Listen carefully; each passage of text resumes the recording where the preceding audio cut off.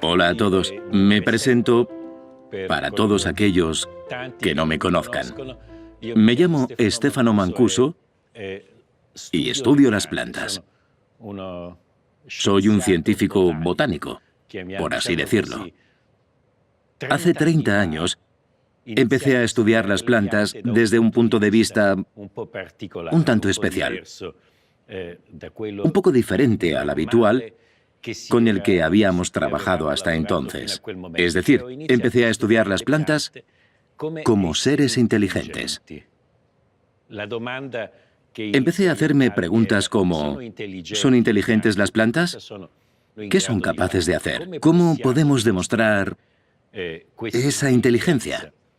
Porque la inteligencia de las plantas es una cuestión de la que se ha hablado a menudo a lo largo de los siglos, pero nunca ha habido un corpus de investigación o un laboratorio que se haya dedicado por completo a estas cuestiones. Así pues, en el 2005,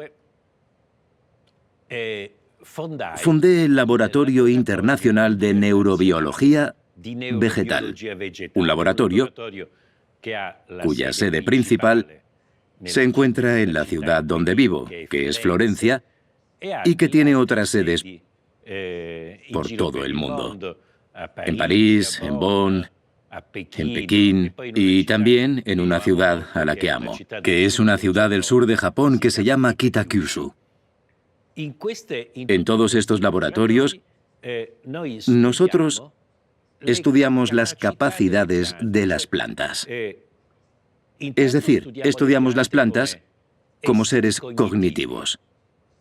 ¿Qué son capaces de hacer? ¿Y cómo lo hacen? Son tan diferentes de nosotros, los animales, en materia de organización, comportamiento o vida social, que a nosotros nos resulta imposible comprenderlas. Realmente imposible. Pensad, cuando en las películas tenemos que representar a un extraterrestre, a un ser que tal vez sea inteligente, pero que procede de otro lugar del universo, por lo general lo representamos o bien con forma humana, y son humanos más o menos modificados, o bien como animales malvados, insectos. Sin embargo, todo se construye siempre a partir de nuestra idea de los animales. Ahora pensad en una forma de vida como las plantas. Viven y crecen en nuestro mismo planeta y han evolucionado con nosotros, pero de una forma tan diferente que nos resulta inconcebible, casi imposible comprender su inteligencia. Así que, en el laboratorio que dirijo, trabajo como científico en estos temas. Además, con los años, también me he dado cuenta de una cosa. Y es que no basta con hacer experimentos o con escribir artículos científicos, porque los únicos que los leen después son otros científicos, que son 4 gatos. Entonces, ¿qué importancia y qué interés tiene para el mundo todo lo que haces? Así que empecé a escribir ensayos y libros de divulgación en los que explicaba qué son realmente las plantas, qué son capaces de hacer. Y esta es otra parte de mi actividad que tiene mucho que ver con la divulgación. Últimamente, en los últimos años, todo lo que se habla sobre lo que hacen las plantas y cómo lo hacen, también se ha relacionado mucho con el problema del calentamiento global. Espero que vosotros tengáis claro este problema. Es un problema enorme, el mayor problema que la humanidad ha tenido a lo largo de su historia. Y yo estoy convencido de que un buen uso de las plantas, un uso sabio y dirigido a resolver este problema, podría ayudarnos mucho. Así que en los últimos años he combinado esta actividad de divulgación con el estudio de las capacidades de las plantas, es decir, cómo las plantas hacen las cosas. Supongo que hoy hablaremos de ello. Y también de cómo podemos utilizar las plantas y de las cosas que las plantas nos podrían aportar si las utilizáramos de la forma adecuada. Hola Stefano, soy Aitana y me gustaría que nos contaras cómo y cuándo empezó tu pasión por las plantas y el mundo vegetal. Gracias, Aitana. La pasión por las plantas, el estudio de las plantas, no es algo muy común. Y suele ser una pasión y un amor que llega bastante tarde en la vida. A decir verdad, cuando yo era pequeño, no me importaban mucho las plantas ni los animales. Yo quería ser arqueólogo. Así que cambié completamente de idea. Mi interés por las plantas nace, por un lado, porque vengo de una familia con una madre que sigue teniendo, aunque ahora ya es muy mayor, una gran pasión por las plantas. Nuestra casa siempre ha estado llena de plantas, pero cuando digo llena, no debéis imaginar unas cuantas plantas en ciertas partes de la casa. Debéis imaginar una casa completamente inundada de plantas, donde el espacio para todo lo demás era muy limitado. Así que tuve esta impronta desde que era niño. Después yo empecé a estudiar las plantas, a entenderlas y a apreciarlas. Por tanto, mi pasión comenzó durante la universidad. Porque, veréis, para amar una cosa de verdad, es preciso entenderla. No puedes amar una cosa que no entiendes. Y para entender las plantas, inevitablemente hay que estudiarlas un poco, porque de lo contrario son tan diferentes de nosotros que no las puedes comprender. Si yo os hablo de inteligencia, de comunicación, de sensibilidad, alguien podría mirarme y decirme, ¿pero eres tonto? ¿Cómo puedes decir que esta cosa verde, inmóvil, es capaz de hacer estas cosas? Esas cosas que hacemos nosotros, los animales. Por tanto, solo las puedes entender si las estudias, aunque sea un poco, no mucho. Pero sí que hace falta un pequeño esfuerzo para entender este mundo que es completamente diferente al nuestro. Pero una vez empiezas a estudiarlo, entonces aparece un paisaje extraordinario, maravilloso. En mi caso,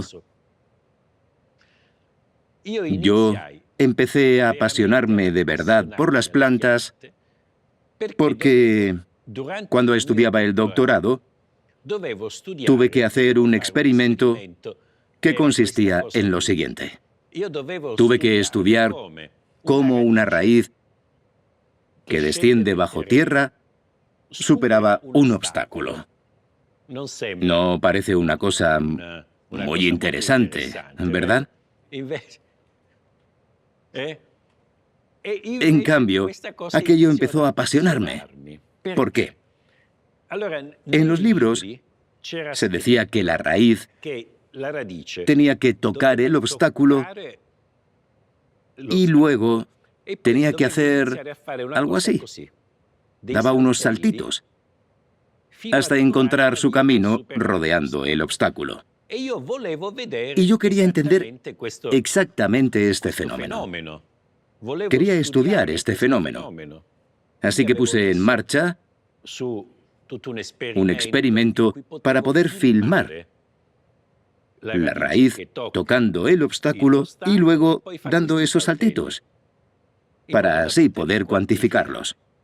En cambio, lo que observé fue algo distinto, y es que la raíz, mucho antes de llegar al obstáculo, giraba.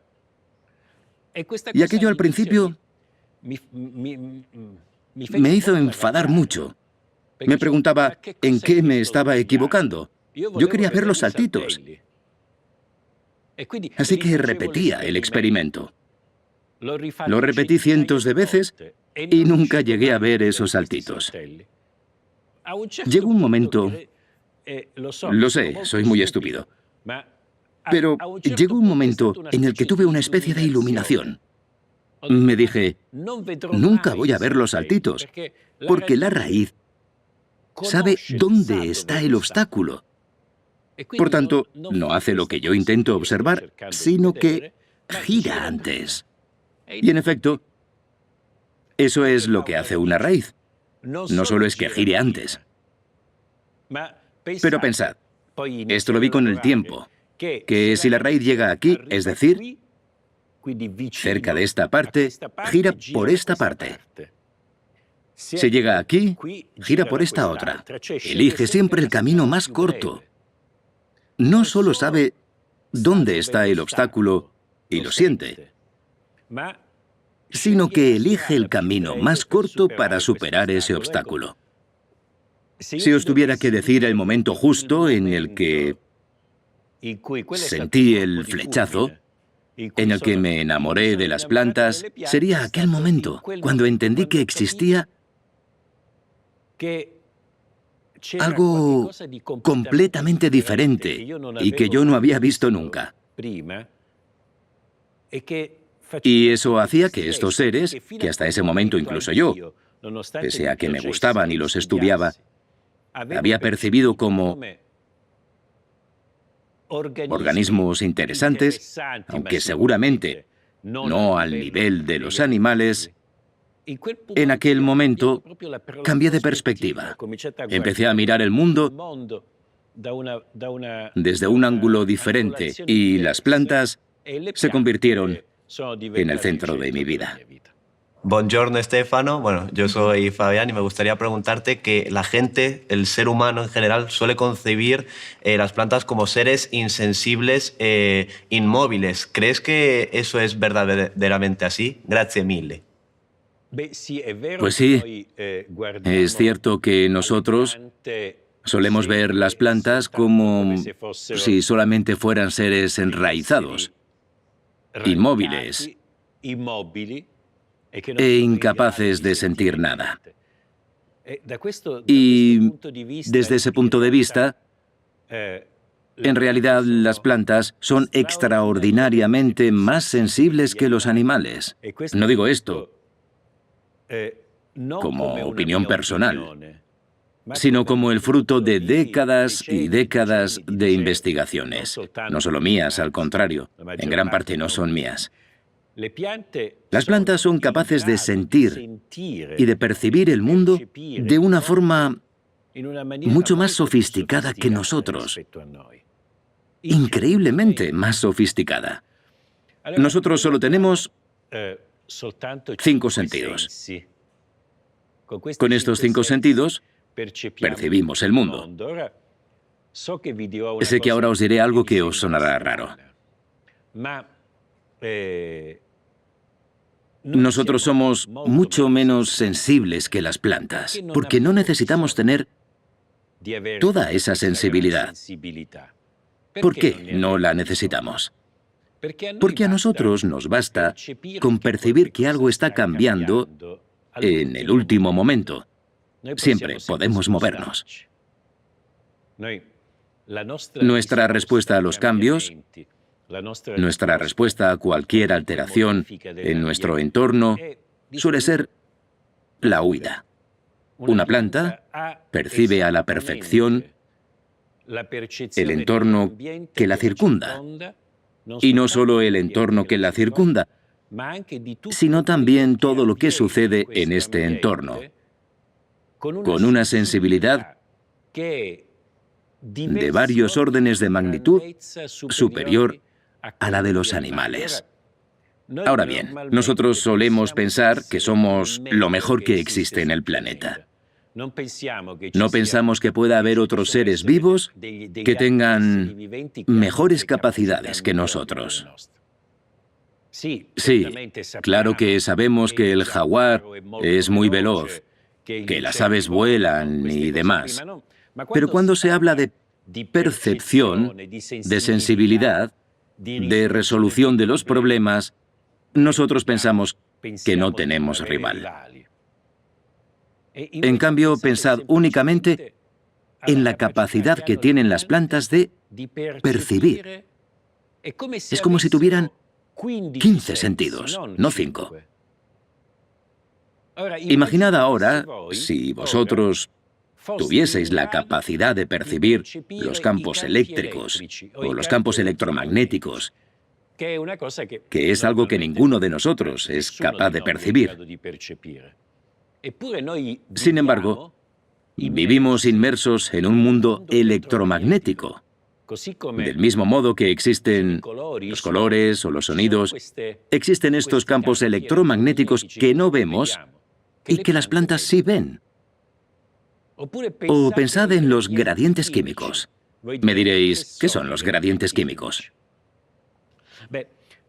Si aquí abajo hubiese 2 toneladas de cobalto, que es un elemento químico muy peligroso, nosotros no tendríamos ninguna percepción.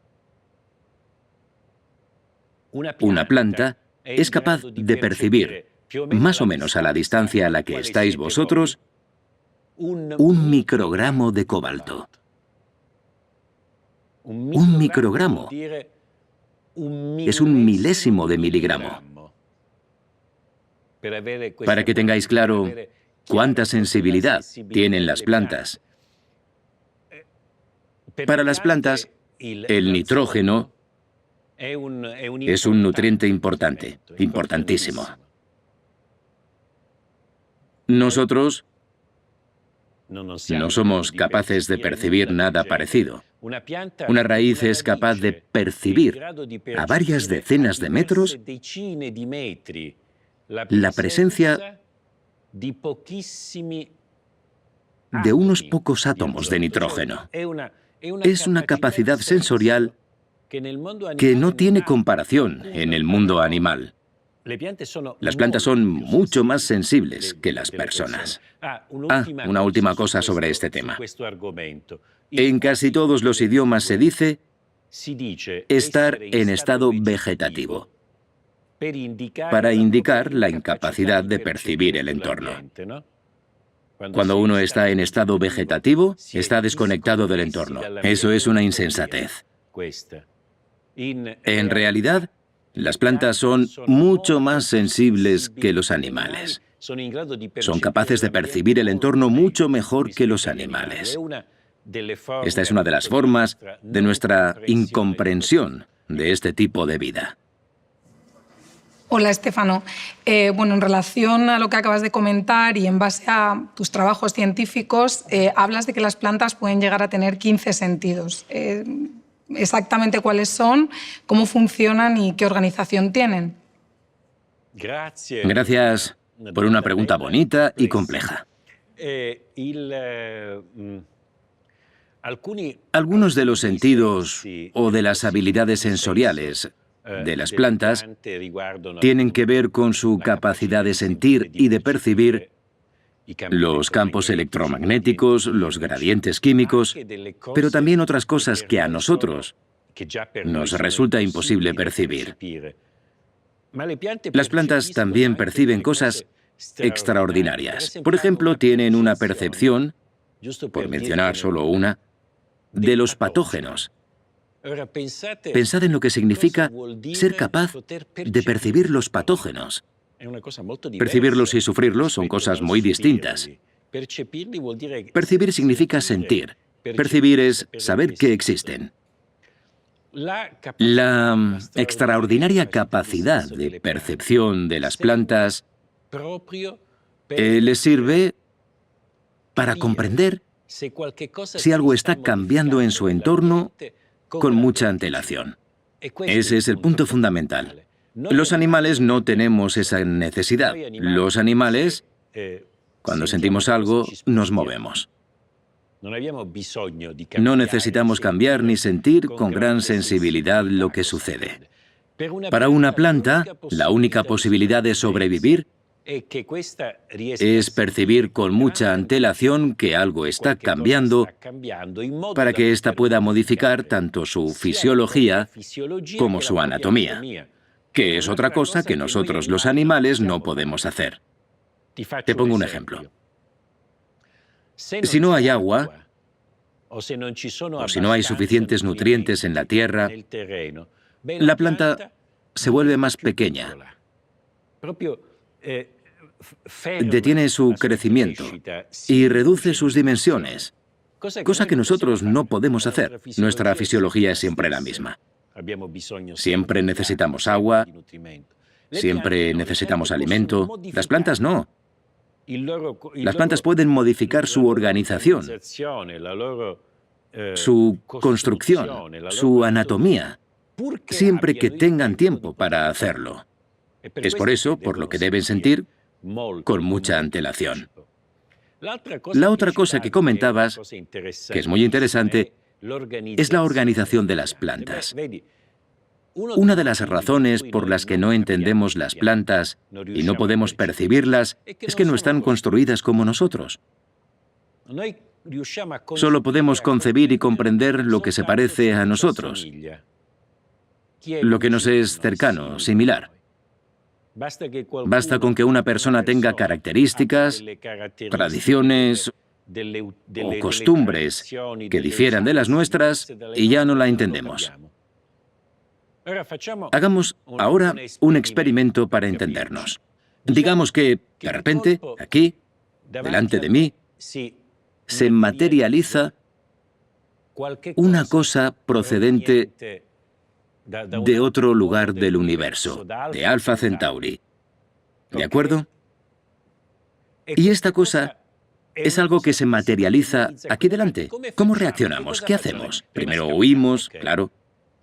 Pero luego, cuando volvemos, ¿cómo sabemos si está viva o si es inteligente? Supongo que lo primero que haremos, al cabo de un rato, será intentar tocarla, tal vez desde lejos, con un palo. Si se mueve, si hace algo parecido a un movimiento, entonces ya entendemos que está viva. Después empezaríamos a mirar si encontramos algo que nos recuerde a nuestros ojos, las antenas, los órganos sensoriales, como aquellos que conocemos de los animales. Si vemos algo similar, entonces entendemos no solo que está viva, sino también que podría ser inteligente. Si no vemos nada de eso, entonces será casi como si fuera una roca. Por tanto, estos dos puntos, el movimiento y la construcción, son las dos cosas que rigen nuestra comprensión de las plantas. Como no se mueven, para nosotros están fuera de la vida, o casi. Y como no están construidas como nosotros, no pueden ser inteligentes. Nosotros estamos construidos de una manera muy simple, órganos únicos o pares. Pues nunca los encontraréis, porque en la planta un solo órgano único o par sería un punto débil. Nosotros pensamos, como de costumbre, que estamos construidos de la mejor manera posible, que somos los seres más evolucionados del planeta. Pero, ¿de verdad creéis que estamos bien construidos? Es decir, ¿vosotros habríais pedido que os construyeran así? ¿Con un páncreas que si se rompe os morís? Por supuesto que no. Si me lo hubieran preguntado, yo habría pedido que, de algo tan valioso como es el corazón, me hubieran puesto 5 o 6, y 8 o 9 cerebros, y 10 o 12 pulmones. ¿Por qué iba yo a pedir tal abundancia de órganos? Porque si uno se rompe, los otros siguen funcionando. Y si una planta estuviera construida como nosotros, si tuviera 2 pulmones, un cerebro, 2 riñones, un páncreas, una secuoya. Imaginad una secuoya, un árbol de 120 metros, el organismo más grande que existe en el planeta. Aparece una oruga, hace un agujero en el cerebro, en los pulmones o en el páncreas, y toda la planta muere. ¿Os parece posible? ¿A que no? ¿Y por qué no? Porque las plantas están construidas de una manera diferente. Ellas han extendido. Nosotros, los animales, hemos concentrado nuestras funciones en órganos únicos o pares, que son muy eficaces. Respiramos con 2 pulmones, pero los pulmones son muy buenos absorbiendo oxígeno.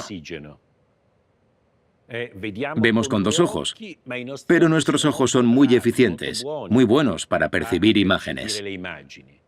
Una planta ve con todo el cuerpo, respira con todo el cuerpo, siente con todo el cuerpo, razona con todo el cuerpo, porque las funciones, en lugar de estar concentradas, están extendidas, están distribuidas por todo el cuerpo. Son menos eficientes que nosotros. De acuerdo. Pero, ¿qué tienen a cambio? Pues a cambio tienen una resistencia y una robustez inimaginables para nosotros. Así es, nuestro páncreas se rompe y morimos. A una planta le puedes extirpar el 80% de su cuerpo y seguirá viviendo. Yo no tendría ninguna duda sobre cómo ser construido.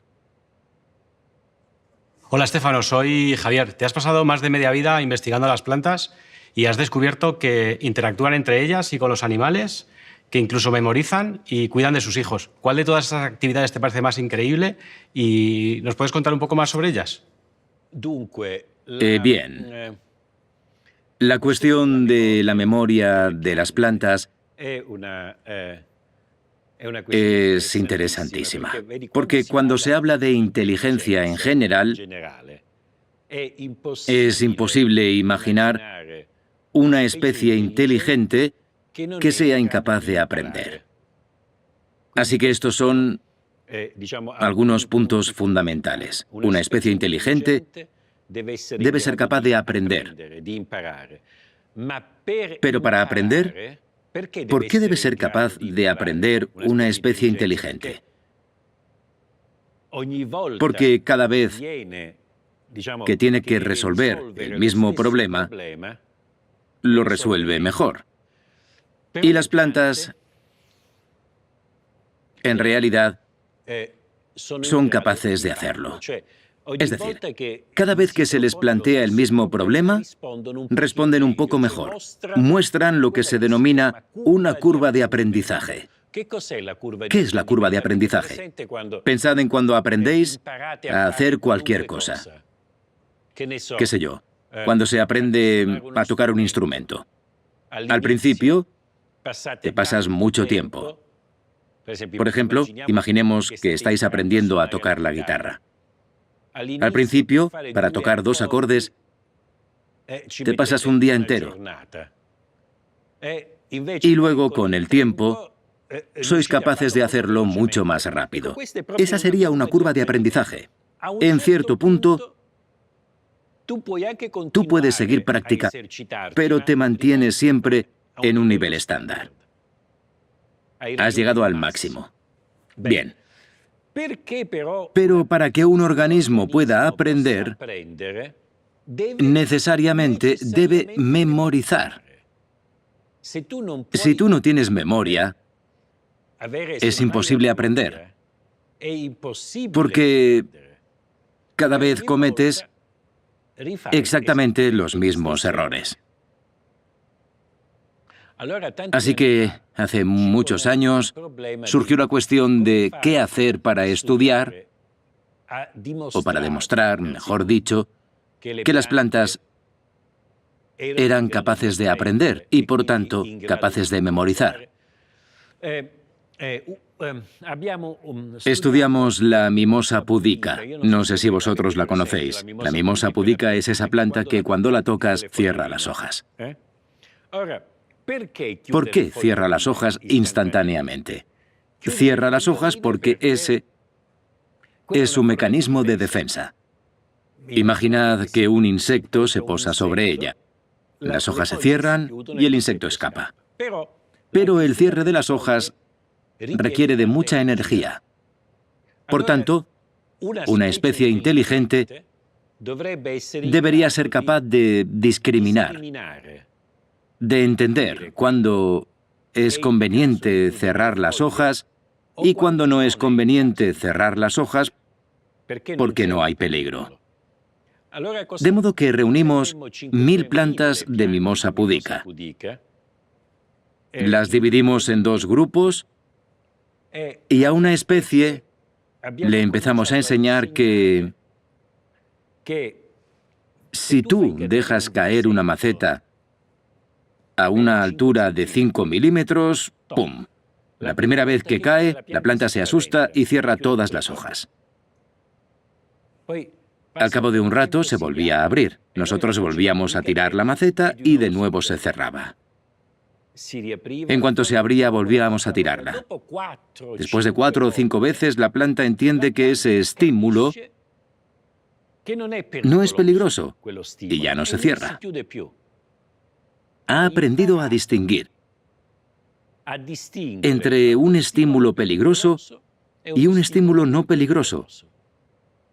Y ya no se cierra. Después de aquello, cuando aprendió que ese estímulo no era peligroso, nosotros cogimos las plantas y las dejamos en repisas durante 2 meses.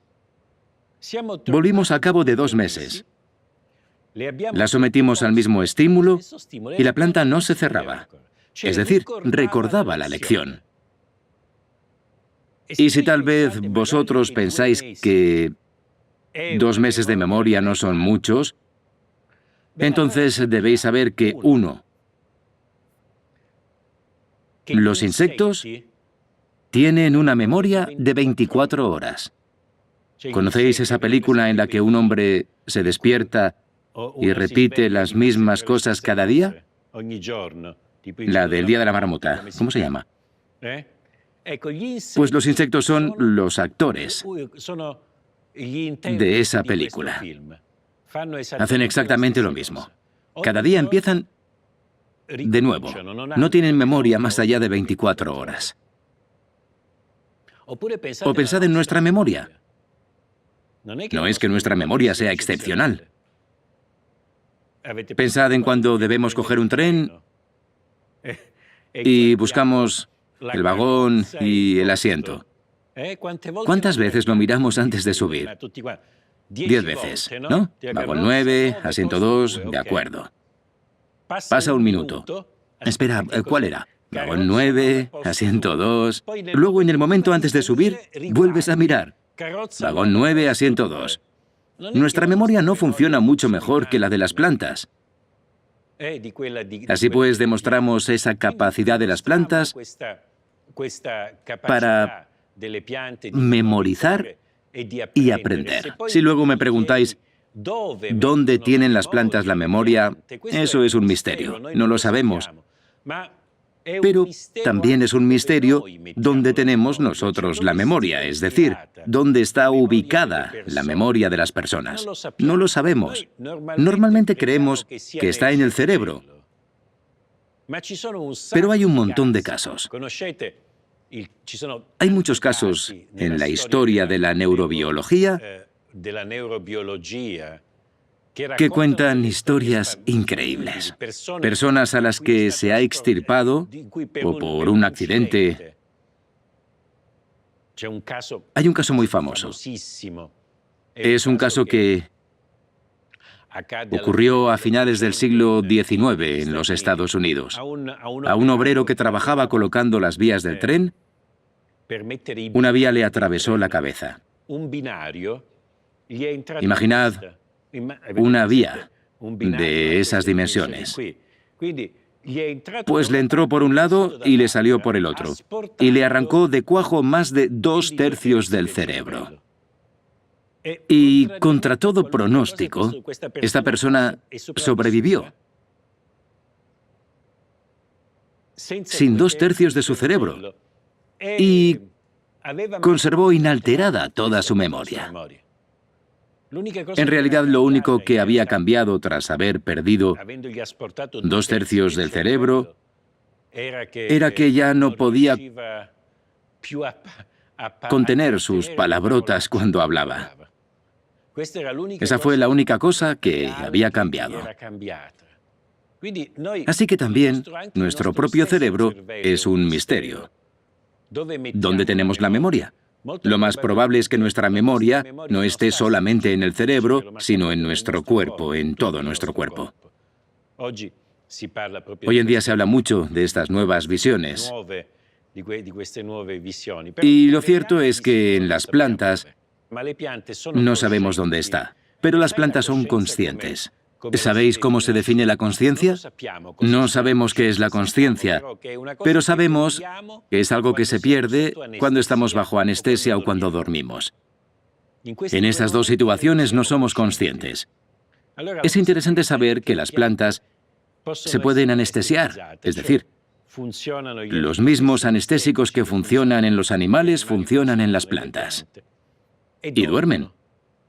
Tienen un ciclo día y noche exactamente igual que el nuestro.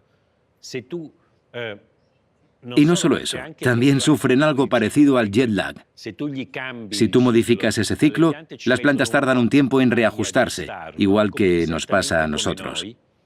Si no las dejas dormir durante mucho tiempo, luego cuando duermen lo hacen durante más tiempo, igual que nosotros. Las plantas jóvenes duermen más que las viejas, igual que nosotros. Se trata de fenómenos que afectan a todos los seres vivos. En cuanto a los cuidados, bueno, esa es otra cuestión muy interesante. Creemos que somos los únicos seres que tenemos, por ejemplo, un largo cuidado de los hijos. Se llama cuidado parental. Ese es el nombre científico. Es decir, y luego están los reptiles. Los reptiles o los peces, ¿qué hacen? Producen 1.100.000 millones de huevos. Los liberan en el medio ambiente y luego, estadísticamente, esperan que algunos sobrevivan. Las aves y los mamíferos, en cambio, tienen menos crías y se ocupan de ellas durante más tiempo. Y luego estamos nosotros, los humanos, que tenemos unos cuidados parentales que no terminan nunca. Nunca. Cuidamos de nuestros... no se van nunca de casa. En Italia nunca se van de casa. Hay que dispararles para que se larguen. 20, 30 años, 40. Así que es un cuidado parental muy largo. Solemos pensar que somos los únicos con este cuidado parental. No. Las plantas tienen un cuidado parental de la misma duración que los humanos y es algo extraordinario. Pensad en una semilla que cae en un bosque. El bosque es un lugar oscuro. Es un lugar donde es imposible que una planta haga fotosíntesis y crezca. Es decir, la semilla cae al suelo, pero antes de que la planta tenga la altura suficiente para poder vivir de forma autónoma, algunas veces tienen que pasar incluso 20 años. ¿Y cómo consigue esa planta vivir durante 20 años? Vive gracias al clan. Son las otras plantas cercanas las que proveen, a través de la red subterránea de raíces, todo lo que esa planta necesita. El alimento, el agua y la información llegan a esa planta a través de esta red de raíces que las une a todas. Para las plantas, la comunidad es increíblemente más importante que para nosotros, los humanos. Hola, Stefano, soy Jesús, profesor de Física y Química. ¿Qué crees que podríamos aprender del mundo vegetal y cómo podríamos transmitírselo a nuestros alumnos e hijos? Gracias. Gracias, Jesús. Es una buena pregunta y muy importante, porque es fundamental que expliquemos a los estudiantes de cualquier edad lo que son realmente las plantas. Creo que hoy, entre otras cosas, tenemos la oportunidad de explicar lo que son las plantas de una forma nueva. Entre tanto, sería fundamental que las escuelas de cualquier nivel, desde los primeros años hasta la universidad, estuvieran llenas de plantas. Si lo pensáis, esta es una cuestión extraña y peculiar. ¿Cómo es que en los lugares donde vivimos, donde pasamos gran parte de nuestras vidas, no hay plantas? ¿Habéis visto algún colegio con plantas? ¿O aulas con plantas? Nunca. Sin embargo,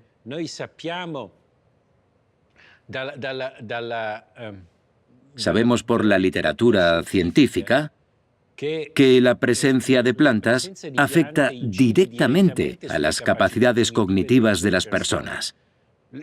Los niños aprenden mejor, sus notas mejoran, sus habilidades sociales aumentan. Yo mismo he hecho experimentos durante años en distintas clases y he seguido lo que ocurría en estas clases en presencia o en ausencia de plantas. Y los resultados son increíbles. O también los días que los alumnos están enfermos. Los días de enfermedad en presencia de plantas disminuyen en un 45%. Por tanto, y volviendo a tu pregunta, sería fundamental que nuestras aulas estuvieran llenas de plantas. Porque la presencia de plantas, la convivencia, nos daría la oportunidad de explicar cómo funcionan y demostrar las características de las plantas, sobre todo hoy en día. Esto es fundamental porque si tenemos una oportunidad de combatir el calentamiento global, es a través de las plantas. Deberíamos cubrir de plantas todos los rincones de las ciudades. Todos, no solo en los bulevares o en los parques, en todas partes. Deberíamos imaginar ciudades completamente cubiertas de plantas, posiblemente eliminando una parte de las calles. El 40% de la superficie de nuestras ciudades está cubierta por calles. Hay muchas calles, demasiadas. Deberíamos quitar parte de ellas y cubrirlas de plantas. Para luchar contra el calentamiento global, eso sería fundamental. Por tanto, desde el punto de vista de la educación, poder explicar y enseñar cómo funcionan las plantas y mostrar a los alumnos más pequeños lo que las plantas son capaces de hacer sería importante, fundamental. Hola, Stefano. Me gustaría saber cómo podríamos colaborar de manera más consciente con las plantas, con la naturaleza y con los animales en nuestro día a día. No es fácil. No es fácil porque los humanos estamos absolutamente convencidos de que somos la mejor especie que vive en este planeta. Como si todas las demás especies vivas fueran inferiores a nosotros y estuvieran ahí casi exclusivamente como recursos. Fijémonos también en nuestro lenguaje. Nosotros no hablamos de árboles, sino de madera. No hablamos de animales, sino de ganado. Y así con todo. No hablamos de pájaros, sino de aves de corral. Es decir, la terminología y las palabras que usamos indican que para nosotros los demás seres vivos son recursos, son materiales. No los vemos como seres complejos que merecen el mismo respeto que nosotros. Entonces, ¿qué deberíamos hacer? Algo tan difícil que creo que nunca se conseguirá. En realidad, deberíamos pasar por una especie de conversión. Una conversión ecológica. Es decir, comprender que formamos parte de la naturaleza, que no somos ajenos ni estamos por encima de la naturaleza. Este es realmente el problema fundamental de nuestro tiempo. Y la idea de que somos mejores es una idea muy peligrosa creada por el hombre. Ni en la naturaleza, ni en ningún grupo natural existe la idea de ser mejor que otro.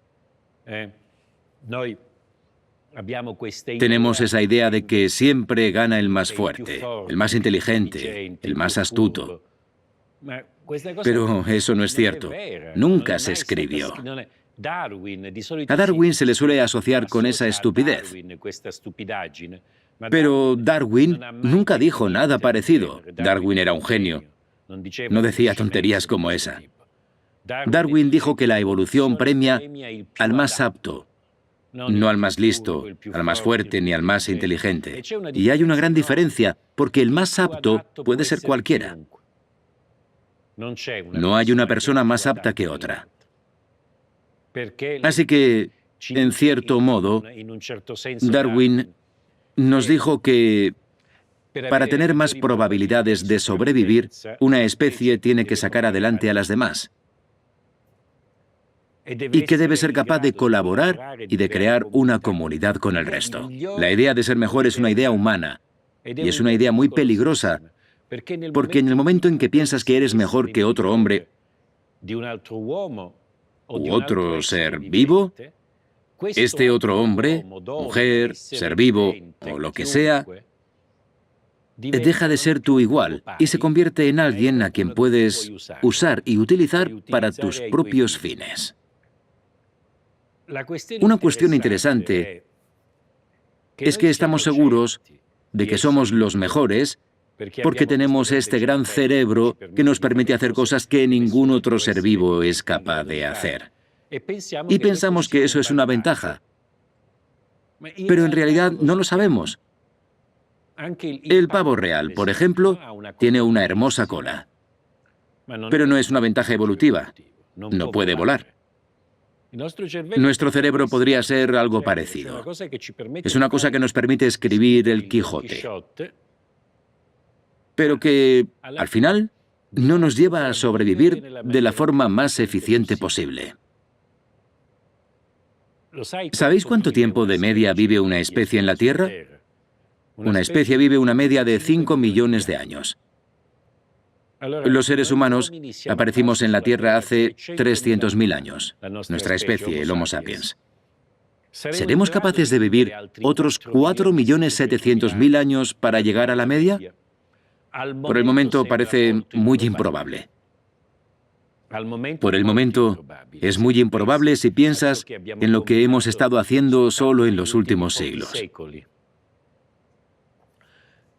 Por tanto, tenemos que esperar porque si nuestra especie sigue aquí dentro de 4.700.000 años, querrá decir que daba igual tener o no tener este gran cerebro y que éramos como el resto de las especies. Si vivimos más allá de los próximos 4.700.000 años, quedará demostrado que nuestro cerebro es una ventaja evolutiva, pues nos habrá permitido vivir mejor y más tiempo que el resto de especies. Pero, ¿y si nos extinguimos dentro de 100.000 años? ¿O dentro de 1.000.000 de años? Sé que parece muchísimo tiempo, pero si nos extinguiéramos dentro de 1.000.000 de años, quedará demostrado que no somos la mejor especie, sino la más estúpida que jamás haya aparecido en este planeta. Así es. Te preguntarás, ¿qué tiene que ver esto con tu pregunta? Tiene que ver en que la única manera que tenemos de poder interactuar, de comunicarnos, de crear una comunidad con el resto de seres vivos, es a través de la humildad. La humildad de nuestra condición de especie nueva, recién llegada, y que tiene mucho que aprender de todas las demás. Hola, Stefano, soy Gonzalo y quería saber cómo las plantas nos pueden ayudar en nuestra salud física y mental. Es una pregunta fantástica. Las plantas son una de las soluciones más eficaces y económicas que podemos utilizar para mejorar nuestra salud física y mental. Si hablamos de salud física, no sabría por dónde empezar.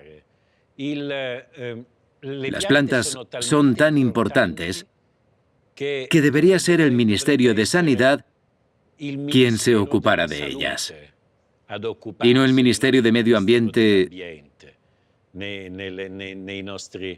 de cada país, porque son fundamentales. Por ejemplo, antes he hablado de la presencia de plantas en las ciudades. La presencia de plantas en las ciudades tiene un efecto tan importante sobre nuestra salud, reduciendo la temperatura, mejorando la calidad del aire, que se puede cuantificar en decenas de miles.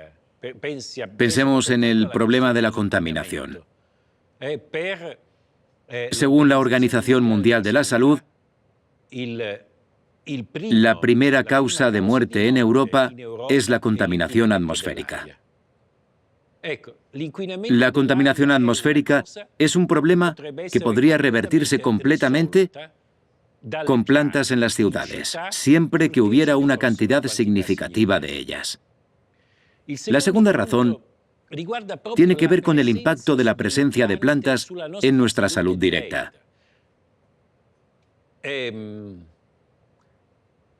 Os daré algunos ejemplos. Hace unos años, varios estudios demostraron que la fractura de fémur es muy frecuente a partir de cierta edad. Y esos estudios demostraron que la mera presencia de plantas en las habitaciones, donde la gente se recuperaba de esas fracturas, era suficiente para acortar el tiempo de hospitalización en un 40%. Desde hace más de 50 años, sabemos que el simple hecho de observar las plantas desde una ventana puede mejorar nuestro estado de salud. Hubo un estudio extraordinario que demostró que bastaba con observar las plantas del exterior de un hospital para que la cantidad de analgésicos disminuyera, el estado de ánimo mejorase y la cantidad de días de hospitalización se acortase en un 30%. También conocemos muy bien los efectos de las plantas sobre el estrés. Hace años hicimos un experimento en la cárcel. que es un lugar donde la gente está sometida a mucho estrés, como podéis imaginar. Y los resultados fueron increíbles. Porque veréis, este es un tema muy interesante. El estrés se puede medir de una manera muy sencilla, mediante análisis de sangre, pero también de otra manera más rápida, como sería la medición de la resistencia epidérmica. Podemos utilizar electrodos, que son muy sencillos, y que nos dicen cuál es la resistencia de nuestra piel, de nuestra epidermis. Y esta resistencia, este dato, está relacionado con el estrés, con la cantidad de estrés. Lo que resulta increíble es que si utilizamos electrodos con personas a las que después dejamos en una selva, por ejemplo, o en un bosque, o también en un lugar donde haya plantas, en muy pocos segundos, que no minutos, en muy pocos segundos el estrés disminuye. Es una evolución que se aprecia con claridad, ya que baja en picado en cuestión de segundos. Así que, de nuevo, ¿por qué pasa esto? El estrés también es uno de los principales factores de la aparición de patologías. Una persona con estrés es más proclive a sufrir patologías. Esta es la razón por la que hoy en día se habla tanto de la medicina forestal. He comentado al principio que una sede de mi laboratorio está en Japón, un lugar que me encanta. En Japón, los médicos de los centros de salud, los médicos de cabecera, cuando tú acudes a su consulta para que te hagan un examen, en la receta, además de los medicamentos, te piden que pases 1 hora cada 2 días en ese bosque concreto, como parte del tratamiento. La presencia de plantas en los lugares que habitamos mejora la capacidad de concentración. Así que no hay nada como las plantas para lograr tal cantidad de beneficios con un coste tan bajo. ¿Cuánto nos costaría poner plantas por todas partes? Nada. Y los beneficios que nos aportarían serían tan abundantes que compensarían con creces cualquier gasto. Hola, Stefano. En tu libro El futuro es vegetal expones que las plantas pueden proporcionar soluciones útiles para los retos de la humanidad en el futuro. ¿Podrías ampliar un poco ese dato? Porque es importante. Sí. Nosotros hemos construido prácticamente todo lo que nos rodea tomando como referencia el mundo animal, porque somos animales y construimos todo lo que nos rodea como haría cualquier animal. Por ejemplo, todas nuestras organizaciones. Puede sonar raro, pero pensad en nuestras sociedades, en nuestras compañías. ¿Cómo están construidas? ¿Alguna vez habéis visto un organigrama? Su estructura tiene la misma forma que un cuerpo humano, con una cabeza que gobierna los órganos. Todo lo construimos así. ¿Pero esa es la única manera? No. Esa es una manera que solamente representa al 0,3% de la vida. Porque los animales constituyen el 0,3% de la vida. Las plantas constituyen el 87%. De modo que el 0,3% de la vida está construido a nuestra imagen, y nosotros solo tomamos esa mínima parte como referencia para construir nuestro entorno. Las plantas son un sistema completamente diferente. Las plantas podrían ofrecernos un amplio abanico de posibilidades en todos los campos, desde las organizaciones a los materiales, desde la comunicación a la vida en comunidad. Por ejemplo, hace 15 años llevamos a cabo un proyecto europeo muy grande. muy extenso, en el cual construimos el primer plantoide, es decir, un robot inspirado en el mundo vegetal. Alguno pensará, ¿y para qué sirve un plantoide si es una máquina inmóvil? Pues no, un plantoide hace un montón de cosas. Por ejemplo, nosotros siempre hemos estudiado la naturaleza para imitarla. Hemos construido los aviones observando a los pájaros, los barcos y los submarinos observando a los peces. Entonces, ¿qué cosas puede hacer una planta mejor que un animal? Explorar la tierra, por ejemplo. Nosotros solemos pensar en las plantas de la tierra hacia arriba. Nos olvidamos de que, bajo tierra, una planta tiene la misma longitud que fuera de ella. Las plantas tienen raíces. Y no hay nada mejor que las raíces para explorar la tierra. Pues bien, ¿qué hacía aquel plantoide? El plantoide era un robot inspirado en las plantas y que crecía bajo tierra. Exploraba el terreno y nos decía qué había en ese terreno. Si había compuestos químicos nocivos.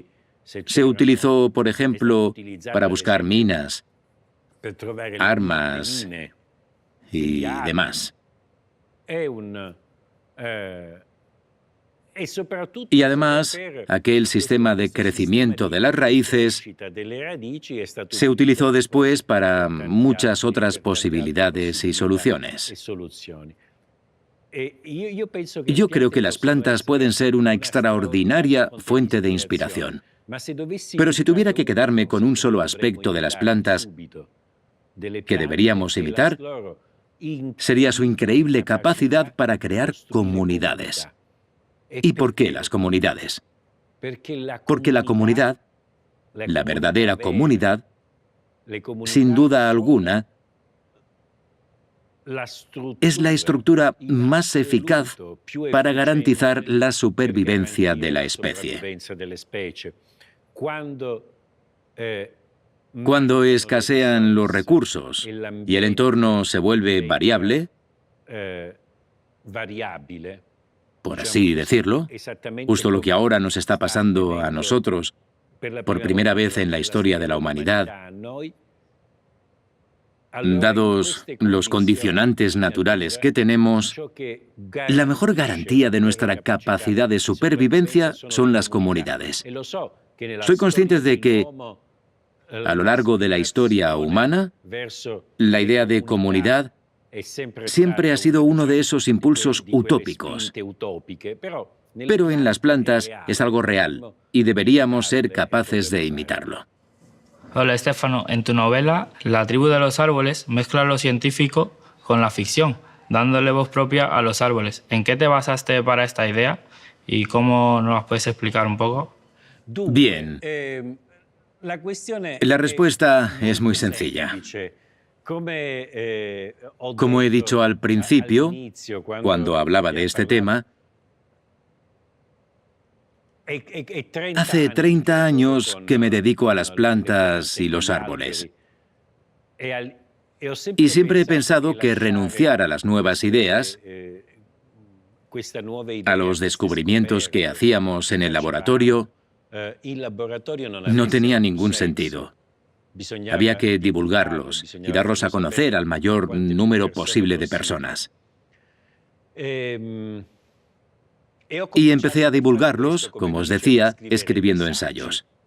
Ensayos que, además, han tenido mucho éxito y que se han traducido a 27 idiomas en todo el mundo. Pero, ¿vosotros sabéis cuánta gente lee libros? Poquísima. Leer libros ya es una cosa del pasado. Ya nadie lee libros. Y entre esos pocos lectores de libros que quedan, el porcentaje de personas que lee ensayos es una cosa ya de reserva india. Si es que prácticamente conozco a todos y cada uno de ellos. Por eso tengo claro que cuesta mucho divulgar ideas. ya sea escribiendo libros o más aún escribiendo ensayos. ¿Qué se puede hacer hoy en día para divulgar una idea? Pues hay que utilizar, ya lo sé, las famosas redes sociales. Pero yo no soy capaz. No quiero decir que no sea un buen medio de comunicación. Me encantaría saber cómo utilizarlas, pero no son lo mío.